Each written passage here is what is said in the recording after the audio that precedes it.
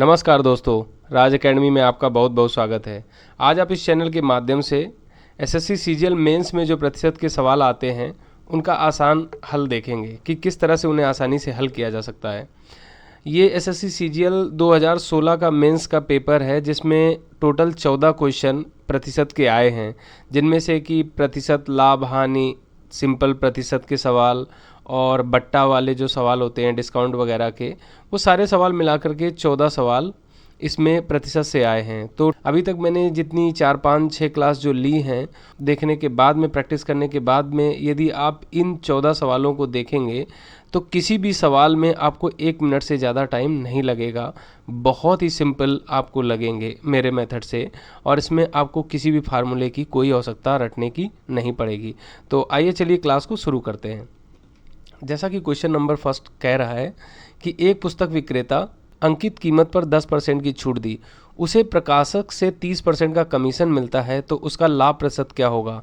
बहुत ही सिंपल सवाल है, मुश्किल से आपको 30 सेकंड लगेंगे। क्या आपको देखना है कि जैसा कि मैंने बताया, परसेंटेज हमेशा 100 पे लिया जाता, तो आपको 100 मान लेना है कि ये उसका 100 MRP है। यहाँ पे आपने मान लिया MRP 100 है।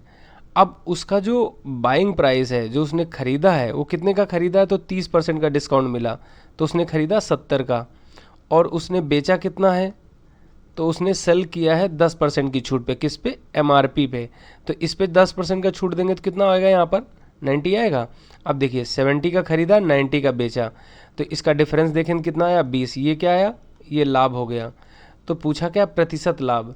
तो प्रतिशत लाभ बराबर क्या होता है, लाभ गुणा 100 बटे क्रय मूल्य, जो उसका खरीद मूल्य है। तो इसके बाद क्या करेंगे, इससे 0 0 कट गया, ऊपर 200 बटे 7 हो गया। जब इसको काटोगे तो कितना हो जाएगा, 7 दूना 14 और 6 20, तो यहाँ हुआ 60, 7 8 56 और 4 60, तो ये आ गया 28 सही 4 बटे 7। तो इसका आंसर बी हो जाएगा। ये एक बार फिर से समझा देते हैं कि किसी भी चीज़ का MRP जो है वो 100 था। जब वो ख़रीदने गया तो जो दुकानदार है उसको 30% कमीशन पे मिला। अब 30% कमीशन का मतलब, जैसे कि 100 का है तो 30% मतलब 30 रुपये छोड़ा, तो जब 30 रुपये छोड़ा तो उसको कितने का मिलेगा, 70 रुपये का मिलेगा। तो इसलिए उसका बाइंग प्राइस जो खरीदने का 70 रुपये हो गया। फिर कह रहा है कि अंकित मूल्य पर, मतलब MRP पे 10% की छूट देता है। तो 100 का 10% 10 रुपये हुआ, तो 10 रुपये जब वो छोड़ देगा तो कितना बचा, 90। तो 90 का बेच रहा है। अब यहाँ से क्या हुआ, 70 का खरीदा है और 90 का बेचा है, तो 20 रुपये का प्रॉफिट हुआ। तो प्रतिशत लाभ बराबर क्या होता है, लाभ गुणा 100 बटे क्रय मूल्य। खरीद मूल्य जो उसका है वो क्रय मूल्य हो गया। तो इस तरह से जब उसको कैलकुलेट करेंगे तो 28 सही 4 बटे 7 आएगा। मुश्किल से आपको 15 सेकेंड ही सवाल को लगेंगे, आप इसे मुँह जवानी भी कर पाएंगे। प्रैक्टिस के बाद ये बहुत आसान हो जाएगा। अगला सवाल देखते हैं। जैसे कि इसमें कह रहा, कोई विक्रेता कोई वस्तु अंकित मूल्य से 5% कम पर बेचता है। यदि अंकित कीमत क्रय मूल्य से 12% अधिक हो और वह वस्तु 532 रुपये में बेची गई हो, तो उस वस्तु का क्रय मूल्य क्या होगा। बहुत ही आसान है। इसको आप 2 तरह से लगा सकते हैं। या तो आप क्या करें कि प्रश्न को उठा करके, ये जो उत्तर दे रखे हैं, एक एक को उठा करके क्वेश्चन में सेटिस्फाइड करें, और या तो आप प्रश्न से उत्तर की तरफ चलें। तो इसमें मैं दोनों तरीके बताने की कोशिश करूंगा। सबसे पहले आप प्रश्न से उत्तर की तरफ चल के देखते हैं। कह रहा, कोई विक्रेता कोई वस्तु अंकित मूल्य से 5% कम पर बेचता है यदि अंकित कीमत क्रय मूल्य से 12% अधिक है। ठीक, तो क्रय मूल्य से 12% अधिक है, तो मान लेते हैं कि यहाँ पर अंकित जो उसका MRP रहेगा, और यहाँ पर उसका बाइंग प्राइस रहेगा, और यहाँ उसका सेलिंग प्राइस रहेगा। मतलब जो MRP है और ख़रीदा कितने का, बेचा कितने का। यहाँ 3 चीज़ें आपको देखनी है। अंकित मूल्य मान लेते हैं अगर 100 रुपये है, तो यहाँ कह रहा अंकित मूल्य क्रय मूल्य से 12% अधिक है, तो क्रय मूल्य से 12% अधिक है। तो यहाँ पर आपको क्या करना है कि क्रय मूल्य जो बाइंग प्राइस है उसको आप 100 मान लीजिए। ठीक, यहाँ पर इसको 100 क्यों माना, क्योंकि आपके लिए MRP सेट करना अब आसान हो जाएगा। अगर आप MRP 100 मानते तो इसका फिर क्या करना था कि ऐसी कोई संख्या यहाँ माननी पड़ती जिसका 12% कम करने पे 100 आए, तो वो आपके लिए टफ हो जाता। तो अभी क्या है कि ये चीज़ आपको देखनी कि क्या मानने से आपको प्रॉफिट है।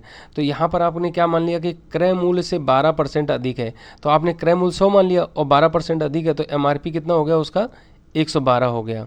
ये चीज़ शायद आप समझ गए होंगे कि क्रय मूल्य से 12% अधिक, तो क्रय मूल्य मैंने 100 मान लिया और 12% बढ़ा दिया, तो MRP 112 हो गई। और उसका बाइंग प्राइस 100 रुपये है। ठीक, अब कह रहा है अंकित मूल्य से 5% कम पर बेचता है, तो अंकित मूल्य 112 है, इसका 5% कम पर बेचता है, मतलब 95% पे ये बेचता है। तो इसका 5% कितना होगा? तो आप देखिए 100 रुपये में जब 5% देखेंगे तो कितना होता है? 5 होता है।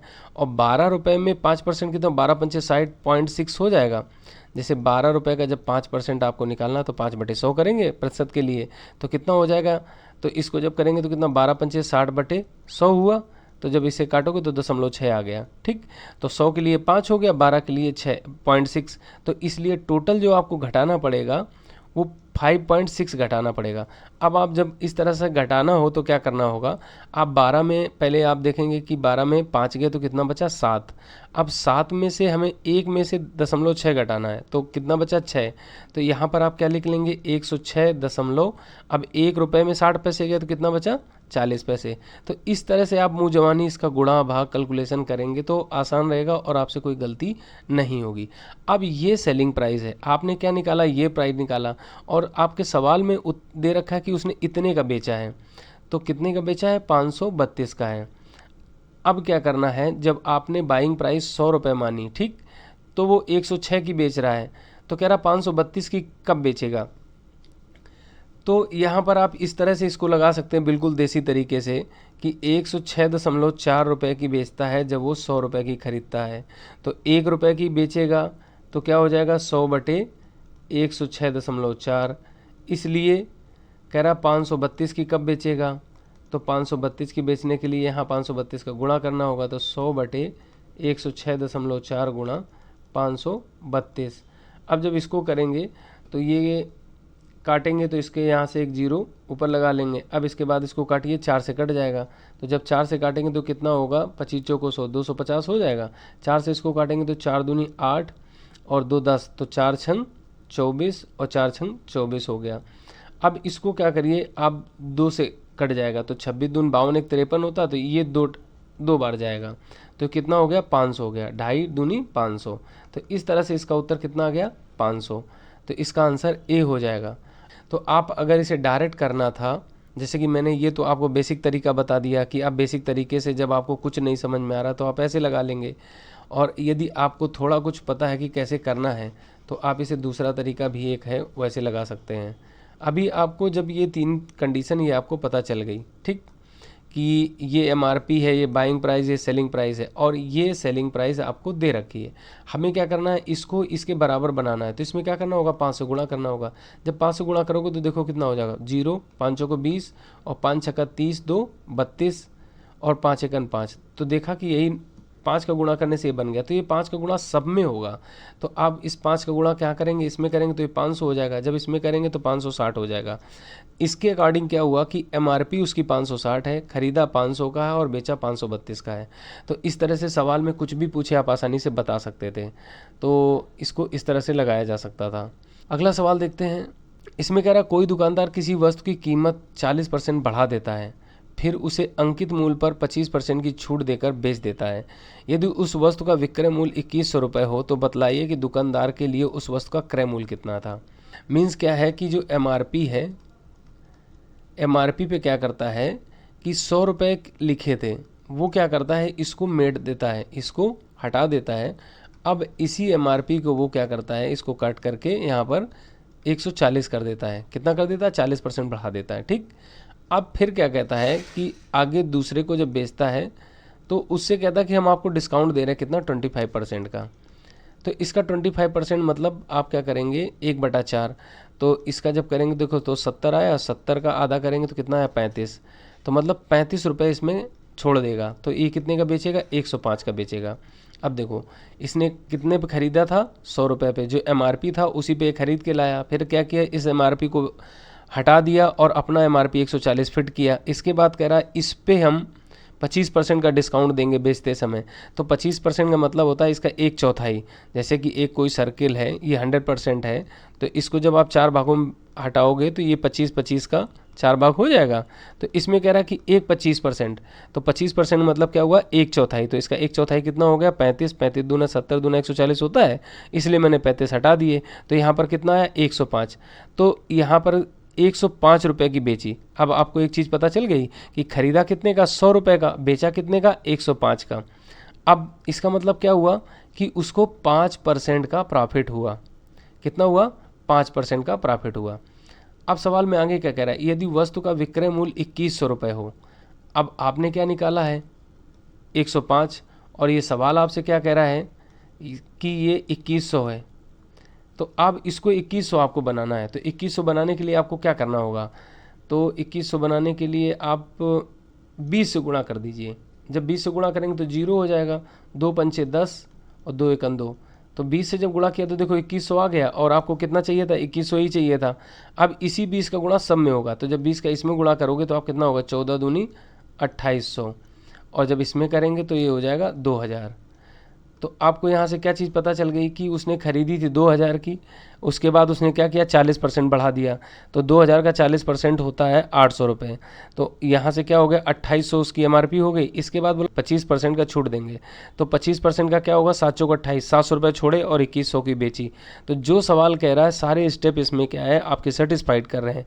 इसलिए इसका अब आंसर पूछा कि क्रय मूल्य क्या होगा, तो क्रय मूल्य इसका कितना हो जाएगा? 2000 रुपये हो जाएगा। तो इसका आंसर डी हो जाएगा। इस तरह से एक बार आप पिक्चर जब क्लियर कर लेंगे किसी भी सवाल की, तो कुछ भी पूछेगा आप आसानी से बता पाएंगे, और इस बात का भी आपको कॉन्फिडेंस आएगा कि आपका उत्तर 100% सही है। तो अगला सवाल देखते हैं इसमें। यहाँ पर कह रहा है किसी वस्तु का अंकित मूल्य 5000 रुपये है, किंतु त्यौहार के कारण कुछ प्रतिशत की छूट घोषित की जाती है। इस छूट का लाभ लेते हुए ए इस वस्तु को कम की गई कीमत पर खरीदता है और उसके बाद उस वस्तु को 5000 रुपये में बेच देता है, जिससे कि उसे 11 से 1/9% का लाभ प्राप्त होता है। तो वस्तु को छूट कितनी दी गई? तो यहाँ पर कह रहा है जितना उसका MRP था, कुछ उस पर डिस्काउंट चल रहा था, वो डिस्काउंट में लेके उसी MRP पे बेच देता है, जिससे कि उसे 11 से 1/9% का लाभ प्राप्त होता है। तो कह रहा है डिस्काउंट कितना दिया गया। तो ये ऐसे सवालों को सेम वही तरीका है लगाने का, और बहुत आसानी से आप इसको लगा सकते हैं। देखने में बहुत ट्रिपिकल और इतने बड़े बड़े सवाल लगते हैं, बट जब उन्हें पढ़ के आप ध्यान से देखेंगे तो कुछ भी नहीं होता है। यहाँ पर आपको दे रखा है कि MRP दे रखा है, एक बाइंग प्राइस दे रखा है जो कि डिस्काउंट के साथ में है, ठीक। उसके बाद एक सेलिंग प्राइस दे रखा है, और सेल के साथ उसको प्रॉफिट हो रहा है, ठीक। इतनी बात आपको बताई गई है। MRP कितना दे रखा है? 5000 रुपये दे रखा है, ये आपको फाइंड आउट करना है। सेलिंग प्राइस भी आपको 5000 रुपये दे रखी है, और प्रॉफिट उसको 11 से 1/9% का हो रहा है। अब आप कोई चीज़ बेचेंगे तो जो प्रॉफिट होगा और जो आपने ख़रीदा है दोनों मिलाएंगे तभी तो उसका विक्रय मूल्य के बराबर होगा। यहाँ मान लेते हैं कि आपने जो बाई किया वो X रुपये का किया है, ठीक। अब क्या है, X का 11 सही 1/9%, ये उसको क्या हुआ? लाभ हुआ है, और वो सब बराबर कितने के होगा? 5000 के होगा। तो जब इसे आप कैलकुलेट करेंगे तो 11 है, 11 9 99, क्या हो जाएगा? 100। तो 100/9, परसेंटेज का चिन्ह हटाएंगे तो क्या हो जाएगा? 00, इससे ये कट जाएगा। तो ये क्या हो गया? X/9 हो गया। यहाँ बटे 1 करेंगे आप, तो जब इसको कैलकुलेट करेंगे तो कितना हो जाएगा? 9x, और यहाँ से प्लस x। तो आप देखेंगे कितना निकल आया? 10x/9 बराबर, यहाँ से निकल के आएगा आपका 5000। इससे एक 0 कट गया, 9 पना 45। तो यहाँ से कितना आ गया? 4500। ये जो वैल्यू आपने x की निकाल ली, अब ये जो क्वेश्चन मार्क था हट गया, कितना निकल के आया? 4500। अब कह रहा है कि छूट कितनी दी गई थी, तो 5000 MRP है, 4500 को उसने खरीदा था, तो कितना डिस्काउंट हुआ? 500 रुपये उसको छूट मिली, 500 रुपये उसको छूट मिली, और प्राइस कितना था उसका? 5000 रुपये। तो क्या करेंगे? 100 से गुणा कर देंगे % निकालने के लिए, तो इससे कट जाएगा, और 5 से 5 कट जाएगा, इस 0 से ये कट जाएगा, तो कितना आ गया? 10%। तो इसका आंसर क्या हो जाएगा? ए हो जाएगा। मीन्स MRP 5000 रुपये थी, उस पर 10% की छूट में 4500 का उसने खरीदा। उसके बाद में क्या हुआ? 11 से 1/9% का उसे प्रॉफिट हुआ, और 5000 रुपये में उसने जब बेचा। तो इस तरह से जब आप उसको पूरा बाइफरकेट कर लेंगे तो बहुत आसानी से सवाल को समझ के लगा पाएंगे। तो चलिए अगला सवाल देखते हैं इसमें। यहाँ कह रहा है किसी स्कूल में लड़के और लड़कियों की संख्या का अनुपात 3:2 का अनुपात है। यदि 20 लड़कों को और 25 लड़कियों को छात्रवृत्ति मिलती है तो स्कूल में उन विद्यार्थियों का प्रतिशत क्या होगा जिन्हें छात्रवृत्ति नहीं मिलती है? क्योंकि जब भी कोई अनुपात में चीज़ दी होती है, यहाँ से अनुपात में दी होती तो इसके साथ एक कॉमन फैक्टर होता है जिसे निकाला गया होता है, इसलिए हम इसके साथ में x मान लेते हैं। जो x की वैल्यू आएगी तो दोनों में गुणा करेंगे। अभी हमने क्या किया? 100 लिया तो 100 में दोनों से गुणा कर दिया। इससे क्या होगा? हमें परसेंटेज निकालने में बहुत आसानी रहेगी। अब सवाल में कह रहा है कि जैसे ये लड़के हैं और यहाँ पर ये लड़कियाँ हैं। तो अब सवाल में कह रहा है कि लड़कों को 20%, तो इसका 20% कितना हो, 100 में 20 तो 300 में कितना हो गया 60। यहाँ कह रहा है लड़कियों को 25%, तो 100 में 25 तो 200 में कितना हो गया 50। तो कितने हो गए 6 5 11 110। यहाँ से टोटल कितने हैं आपके 500। दो चीज़ निकल के आई कि इनको छात्रवृत्ति मिली है, छात्रवृत्ति मिली है। कितनों को 110 को मिली है, टोटल कितने 500। 500 में 100 गए बचे 400, 400 में 10 गए तो कितना आया 390। तो कितने को नहीं मिली है 390 को नहीं मिली है। अब सवाल में क्या कह रहा है, तो स्कूल में उन विद्यार्थियों का प्रतिशत क्या होगा जिन्हें छात्रवृत्ति नहीं मिली है। तो 390 को नहीं मिली है और टोटल कितने हैं 500, तो क्या हो जाएगा 390 बटे 500 और गुणा 100% बनाने के लिए। तो 0 से 0 कट गया। अब 5 से काटेंगे तो कितना होगा 5 7 35 और 5 8 40, तो कितना आ गया 78%। तो यहाँ पर 78% लड़कों लड़कियों को मिला करके स्कॉलरशिप है नहीं मिली, तो इसका आंसर बी हो जाएगा। अगला सवाल देखते हैं। जैसे कि इसमें कह रहा है यदि 20% यदि हानि 20% हो तो विक्रय मूल्य में किस भिन्न से गुणा किया जाए कि क्रय मूल्य प्राप्त हो। अब देखो जैसे कह रहा है 20% की हानि, यहाँ 20% है तो 20 बटे क्या करेंगे आप 100 करेंगे, इसको प्रतिशत से हटाने के लिए तो कितना आ गया 1/5 आ गया। अब कोई एक पूरी वैल्यू 1 है, ठीक है, एक में क्या कह रहा है हानि कितनी हो गई 1/5 की, तो माइनस आप उसको 1/5 कर दीजिए। तो जब इसको सॉल्व करेंगे तो कितना आ जाएगा 5 - 1 तो कितना आ गया 4/5 आया। मीन्स आपने कोई वैल्यू मानी वो पूरी 1 है, ठीक है, एक का जो है उसका कह रहा है कि 20% की हानि होती है, तो आपने क्या किया उसका 20% निकाल लिया, तो 20% 1/5 हुआ, तो 1 से 1/5 घटाया तो कितना आ गया 4/5। अब कह रहा है कि किस भिन्न से इसमें गुणा कर दें कि हमें जो क्रय मूल्य है उसका जो ये है 1 प्राप्त हो जाए। तो 1 प्राप्त करने के लिए क्या इसके उल्टा से इसमें गुणा करना पड़ेगा ना आपको, तो 5/4 से गुणा करना होगा, तो इसका आंसर सी हो जाएगा। तो बहुत ही ईजी आप देखेंगे कि एक लाइन का ये सवाल है, ऐसे सवाल मेंस में 2-2 नंबर के आते हैं। तो आपका अगर कॉन्सेप्ट क्लियर है तो आपको कुछ भी रटने की ज़रूरत नहीं है, बहुत आसानी से आप ये नंबर सारे पाए जा सकते हैं। तो चलिए अगला सवाल देखते हैं। जैसे इसमें कह रहा है रमेश ने कोई वस्तु 30% हानि पर बेची, यदि वह उसे 140 रुपये अधिक पर बेचता तो उसे 40% का लाभ प्राप्त होता। अब देखिए यहाँ पर क्या दे रखा है कि मान लेते हैं कि कोई x रुपीज़ का है, ठीक, तो x मान के करने से ऐसे सवालों को थोड़ा आसानी रहेगी। 100 से करेंगे तो आपको थोड़ा सा दिक्कत होगा, तो ये चीज़ आपको देखनी है। आप 100 से भी कर सकते हैं, तो x के साथ करने में आपको थोड़ा आसानी इसलिए रहेगी कि आप वैल्यू को सही से डिफरेंस कर पाएंगे कि कहाँ क्या कर रहे हैं। तो जब आप इसको मान लेते हैं कि यहाँ पर 100x की आपने वैल्यू, कोई चीज़ है जो उसकी MRP 100x है, ठीक, तो 100x की उसने खरीदी जो MRP पे था, 30% का उसे हानि हुई, तो उसने बेचा कितने का 70x का, ठीक। अब अगली कंडीशन में कह रहा है कि यदि इसे 140 रुपये और इसमें अधिक पे बेचता तो उसे क्या था कि लाभ जो था उसको 40% का लाभ होता, तो इसका 40% कितना हो जाएगा, तो 40x हो जाएगा। तो यहाँ से आप देखेंगे तो क्या आ जाएगा, ये भी उसका विक्रय मूल्य हुआ, ये एक विक्रय मूल्य हो गया, और दूसरा विक्रय मूल्य क्या हो जाएगा 100x तो उसने खरीदा था और इसका 40% लाभ, तो 100x का जो 40% होगा तो कितना होगा 40x हो जाएगा। तो यहाँ से आप देखें तो कितना आ गया 140x आ गया। जब इसे आप करेंगे तो कितना आ गया 70x प्लस 140 बराबर, यहाँ से हो गया 140x। अब ये 70x आपके इस तरफ जाएंगे तो माइनस के हो जाएंगे, तो यहाँ से बचा कितना 70x बराबर कितना हो गया 140। तो जब 0 से 0 काटेंगे और इसको जब इससे काटेंगे तो 2 आया, तो x बराबर आपका कितना निकल के आया 2 आया। तो यहाँ पर आपको क्या करना है, x में 2 आया तो यहाँ पर 2 रख दीजिए, तो इसका MRP कितना हो गया 200 हो गया। अब MRP 200 हो गया, यहाँ पर रखेंगे तो कितना हो गया 140 हो गया, तो ये कितना हो गया टोटल 280। इन दोनों को जोड़ेंगे तो कितना हो गया 280। तो यहाँ से आपको एक चीज़ क्लियर कर जो निकल के आई कि 200 की खरीदी थी, ठीक है, और यहाँ पर 280 रुपये की बेची है। तो यहाँ से देखेंगे 40% का लाभ हो रहा है, बिल्कुल हो रहा है, 100 में 40 100 में 40 तो 40 दूना 80, तो 280 का सेलिंग प्राइस हो गया। तो इस तरह से आप यहीं पे अपना उत्तर भी जा सकते हैं। तो बाइफरकेट करके आप आसानी से 1 बाय 1 करके स्टेप बाय स्टेप आप 100% सही आंसर निकाल सकते हैं। तो इसका आंसर जो है वो यहाँ पर पूछा है कि पुस्तक का क्रय मूल्य, तो इसका आंसर बी हो जाएगा। अगला सवाल देखते हैं इसमें। जैसे कि इसमें कह रहा है किसी दुकानदार ने 20 रुपये प्रति दर्जन की दर से 510 अंडे खरीदे, 30 अंडे रास्ते में टूट गए, शेष अंडों को किस दर पर बेचना चाहिए कि उसे 20% का लाभ प्राप्त हो। अब देखो कह रहा है 20 रुपये के 12 खरीदें। अब इसके बाद यहाँ पर कह रहा है कि 510 अंडे हैं और 30 अंडे रास्ते में टूट गए। तो जब 30 अंडे टूट गए तो यहाँ पर 510 अंडे हैं, 510 में से जब आप 30 जाएंगे तो क्या आ जाएगा, 480 अंडे बचे। ये उसके पास अंडे बचे हैं। अभी उसने क्या किया है, 20 रुपये का 12 खरीदा है। तो यहाँ से आप निकाल लेंगे कि 20 रुपये के उसने खरीदे 12, तो 12 खरीदे 20 रुपये का, तो एक खरीदा कितना, 20/12 रुपये का, और इसलिए कह रहा 510 अंडे। तो 510 अंडे कितने खरीदेगा, तो 20/12 और यहाँ हो जाएगा 510। अब इसे 3 से काटोगे तो ये 17 आ जाएगा, ये कितना आएगा, 3 चौको 12 आ जाएगा। इसको जब काटोगे तो 4 पंचे 20, 17 पना 85।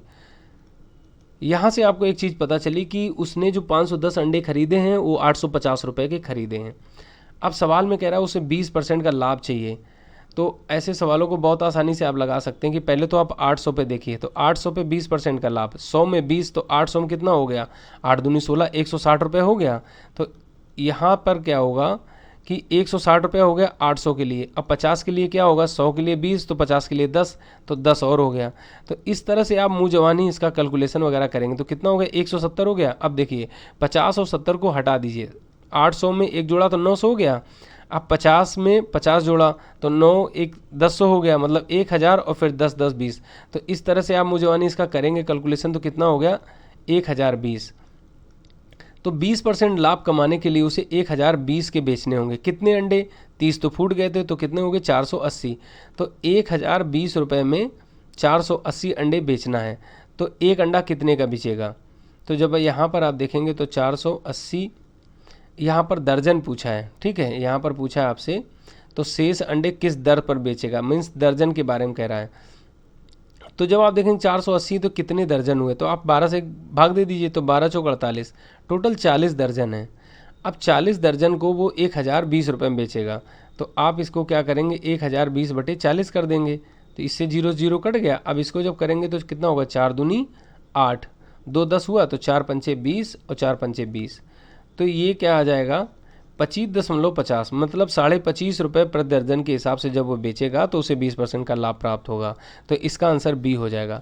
इस तरह से आप स्टेप बाय स्टेप जब करेंगे, यहाँ मैंने देखो किसी भी फार्मूले का इस्तेमाल नहीं किया। आप सबसे पहले 20 रुपये दर्जन दे रखा है, तो एक का जब आप वैल्यू निकाल लेंगे तो टोटल अंडे की वैल्यू निकाल लेंगे, जितने का आपने खरीदा उस पर 20% का अपना लाभ जोड़ लेंगे। तो अब आपका टारगेट जो बेचने का है वो 1020 का हो गया। इसके बाद क्या है, 30 अंडे टूट गए, तो फाइनली कितने अंडे आपके पास बचे हैं, फिर क्या है, दर्जन में देखना है, तो हमने दर्जन में बना लिया।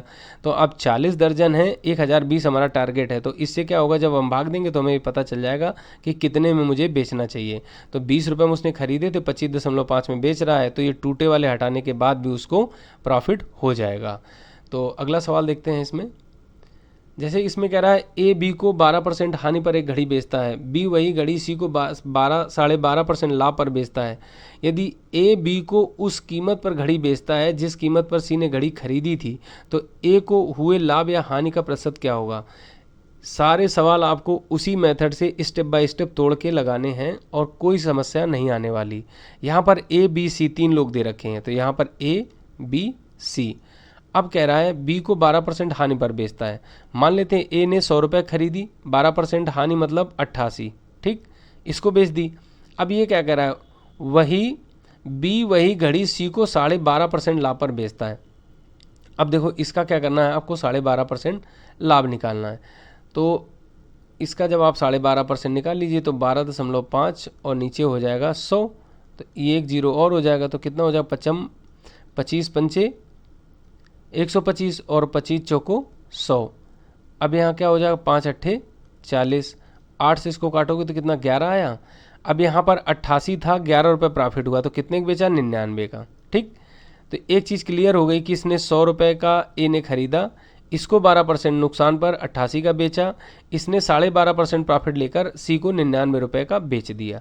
अब सवाल में आगे क्या कह रहा है, यदि ए बी को उस कीमत पर घड़ी बेचता है जिस कीमत पर सी ने घड़ी खरीदी, मतलब ये कह रहा है कि अगर ए ने बी को 99 रुपये का बेचा होता, ठीक है।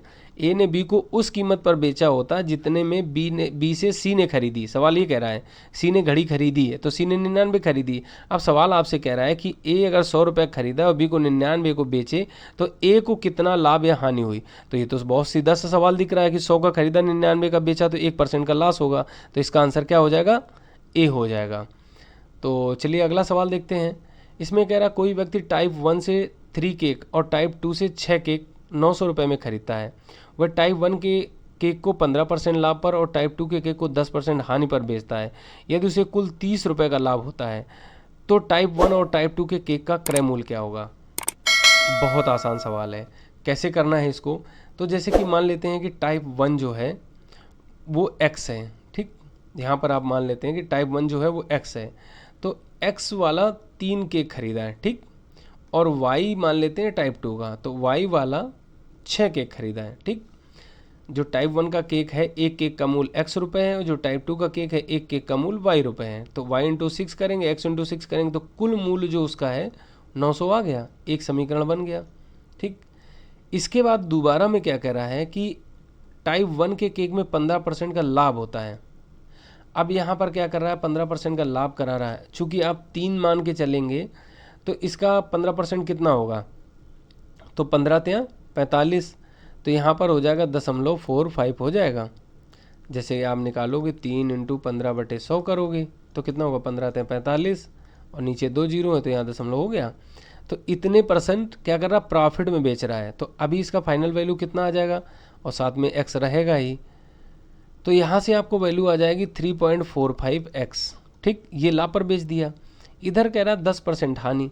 अब 6 का 10% कितना होता है, 6 × 10/100 करोगे तो भैया 0.6 इसका आ जाएगा। तो 6 में 0.6 गया तो पहली बात तो यहाँ पर क्या आ जाएगा 5 और 0.6 1 में गया तो 0.4, तो ये वैल्यू आई। इसके बाद क्या कह रहा है, तो उसे कुल 30 रुपये का लाभ होता है। 900 का खरीदा और 930 का बेच दिया। अब इसे आप हल कर लेंगे।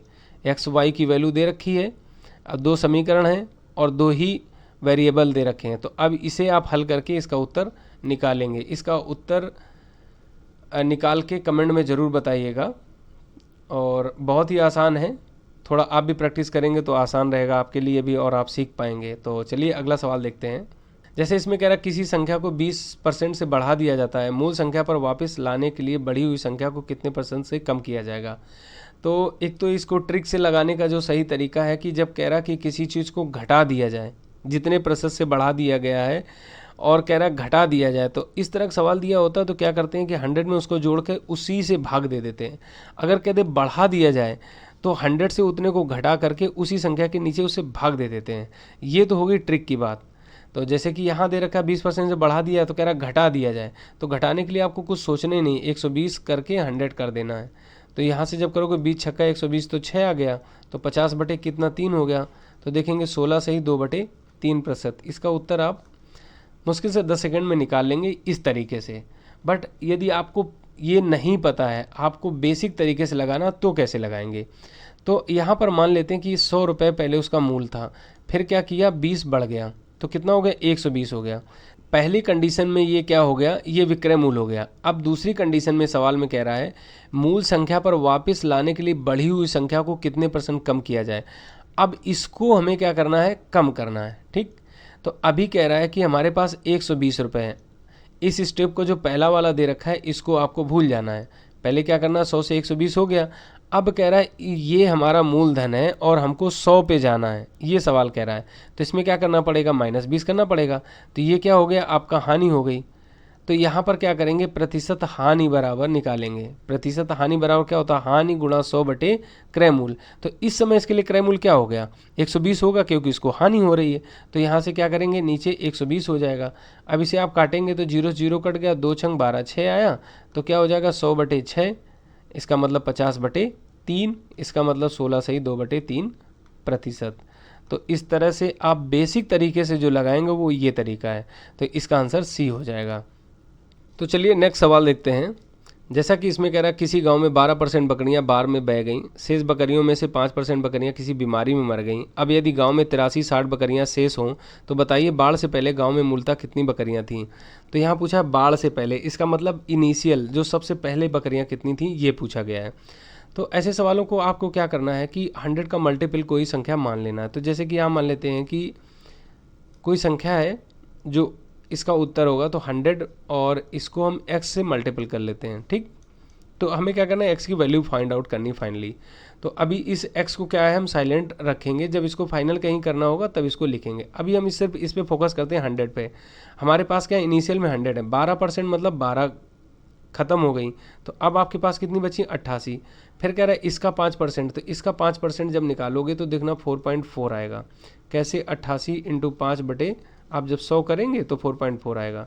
अब इसमें जब -4.4 करेंगे तो ये आपका बनेगा जाके 83.6, ठीक। अब आप क्या करिए, इस x का आप गुणा सब में कर लीजिए। तो आपने क्या निकाला कि ये जो इसका फैक्टर है x जो भी निकल के आएगा सब में गुणा कर लेना है। अभी आपने फाइनली देखा कि सब मरने के बाद में फाइनली जो आपके पास बची 83.6x बची है।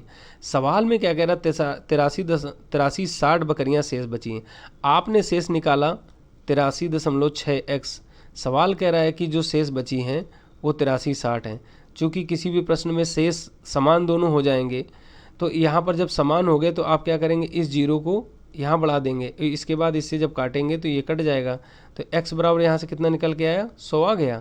इस x की वैल्यू हम यहाँ रख देंगे, तो यहाँ से क्या होगा, हमें इनिशियल वैल्यू जो ये है निकल आएगी जो मैंने मानी थी। तो 100 इंटू क्या करेंगे 100, तो यहाँ से कितना निकल के आएगा 10,000। तो इसका आंसर हो जाएगा बी। तो चलिए अगला सवाल देखते हैं। जैसे कि इसमें कह रहा है 900 अधिकतम अंकों में से ए ने एक विषय में 72% अंक प्राप्त किए और दूसरे विषय में अधिकतम 700 अंकों में से 80% अंक प्राप्त किए। यदि परिणाम दोनों विषयों में सम्मिलित प्रतिशतता पर आधारित हो तो बताइए सम्मिलित प्रतिशतता क्या है। सवाल में कह रहा है कि एक पेपर 900 का था उसमें 72% अंक आए, दूसरा पेपर 700 का था उसमें 80% अंक आए, तो उसे दोनों पेपरों को मिला करके कितना प्रतिशत अंक प्राप्त हुआ। तो बहुत ही ईजी सवाल है, आप अपनी प्रतिशतता पर जाइए कि आपको एग्ज़ाम दे रहे हैं और इस तरह से सोचेंगे तो आप इसे मुँह जबानी बड़े आसानी से लगा पाएंगे। जैसे कह रहा है 900 का पेपर है और दूसरा पेपर 700 का है, तो टोटल कितना हो गया, 1600 का पूर्णांक हो गया आपका दोनों पेपर का। इसका कह रहा 72% आया और इसका 80% आया, ठीक। तो इसका 80% कितना होगा, 8 सत्ते 56, 560 हो गया। और इसका 72% कितना हो जाएगा, 9 दूनी 18, 9 सत्त 63, 1 64 हो गया। जब इन दोनों को जोड़ोगे तो क्या 8 हो गया और 6 4 10 और 6 5 11, 1 12, 1208 उसको आए कितने में, 1600 में। क्या करना, प्रतिशत में बदलना होगा तो 100 से गुणा कर देंगे, तो इससे 0 0 कट गया। अब 16 आया तो 16 छक्का 96, 16 सत्ते 112, 16 सत्ते 16 5 80, 16 छक्का 96, 16 सत्ते 112। तो 7 बार गया, 112 हुआ तो 8 हुआ तो 88 हुआ। तो जब 88 हुआ तो करेंगे 16 5 80, दशमलव लगाएंगे, 8 बचा तो 16 5 80। तो आप देखेंगे इस तरह से निकल के आया 75.5%। तो इसका आंसर क्या हो जाएगा, ए हो जाएगा। तो ये ऐसे सवाल हैं कि मुश्किल से आपको 15-20 सेकेंड 25 सेकेंड ही लगेंगे और कापी पेन की भी ज़रूरत नहीं है, आप ओरली इनका कैलकुलेशन कर पाएंगे। तो यहाँ से जो आपको टाइम बचेगा वो एग्ज़ाम में आप दूसरे जो टफ सवाल हैं उनमें लगा पाएंगे।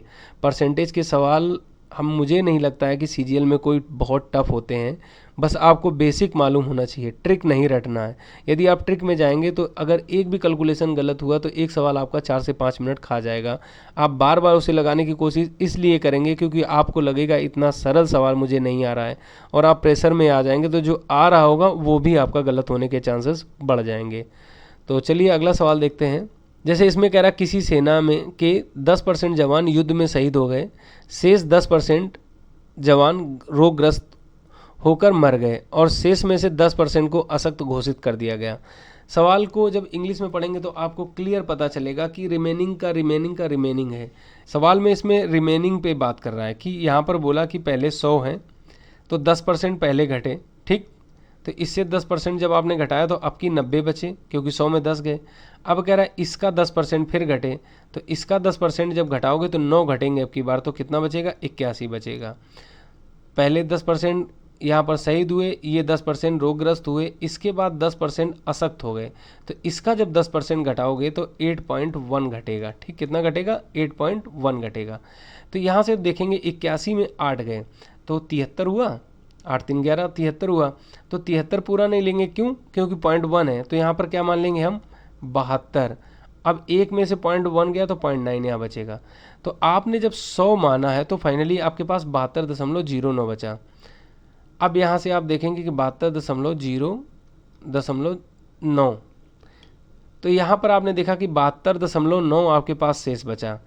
और सवाल में आपको क्या दे रखा है कि 72,000 इतना शेष बचा। आपने इतना शेष निकाला, ये कह रहा है इतना शेष है, तो क्या करना है? इसको बराबर करना होगा। बराबर करने के लिए क्या करना होगा? इसमें किसी संख्या से गुणा करना होगा। इसका मतलब क्या हुआ? जो 100 माना है ये किसी पर्टिकुलर संख्या का गुणज है, तो वो मान लेते वो संख्या x है, तो वो x क्या होगा? सब में यहाँ पर भागीदारी दिखाएगी, यहाँ भी आएगी। अब क्या करना है? यहाँ से x की वैल्यू निकाल के इसके साथ मल्टीपल कर देना है जाके, तो यहाँ से क्या होगा? एक 0 बढ़ा लेंगे। ठीक, अब 729 से 729 कट गया, तो x बराबर यहाँ कितना निकल के आया? आप देखेंगे 10,000 आया। x की वैल्यू यहाँ रखेंगे, तो जो फाइनल वैल्यू आएगी जवानों की, कुल जवान जो हैं, तो कितने निकल के आएंगे? तो 10,000 तो ये हो गए और 2 0 ये हो जाएंगे। तो इस तरह से आप देखेंगे तो इसका आंसर हो जाएगा 2 2 4 2 6 बी। इसका आंसर बी हो जाएगा। तो ये सीजीएल में 14 क्वेश्चन आए थे मेंस में, जो कि मुश्किल से 7 से 8 मिनट में आप बड़े आसानी से लगा सकते हैं। और इसी तरह के क्वेश्चन आते भी हैं एग्ज़ाम में। थोड़ी सी भाषा में, जो हिंदी की भाषा इंग्लिश की भाषा में डिफरेंस होगा। आपको कोशिश यही करना है कि अगर इंग्लिश में समझ में आए तो लगाना है, क्योंकि इंग्लिश में अगर सवाल सही है तो सही माना जाएगा, हिंदी में चाहे गलत क्यों ना हो। तो इसी के साथ इस क्लास को समाप्त करते हैं। मिलते हैं अगली क्लास में। Thank you.